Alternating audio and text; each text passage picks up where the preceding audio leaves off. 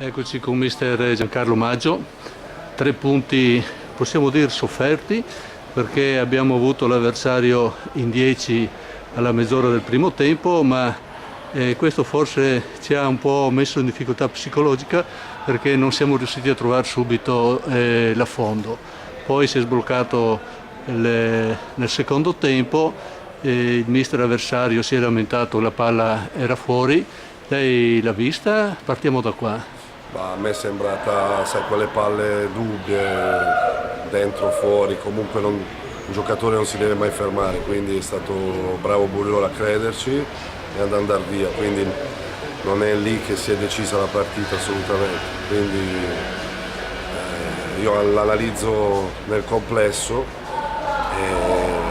avevamo di fronte un'ottima squadra che chiaramente nel primo tempo ci ha messo in difficoltà, è stato un primo tempo molto equilibrato, abbiamo avuto qualche occasione noi e qualche occasione loro, il risultato giusto era il pareggio, poi nel secondo tempo ho cambiato qualcosa dal punto di vista tattico e abbiamo sbloccato, poi io credo che abbiamo controllato la partita, l'abbiamo portata. Vogliamo ricordare chi ha segnato?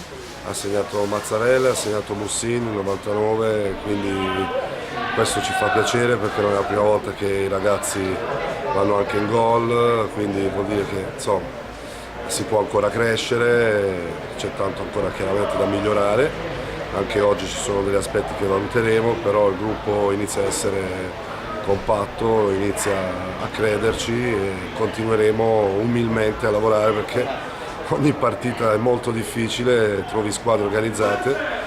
Domenica c'è Treviso, quindi non puoi mollare un attimo. Ci godiamo oggi questa vittoria e solito da martedì prepariamo un'altra partita difficilissima. Sì, allora per chiudere, abbiamo notato la stranezza dei numeri molto alti di alcuni giocatori, come mai?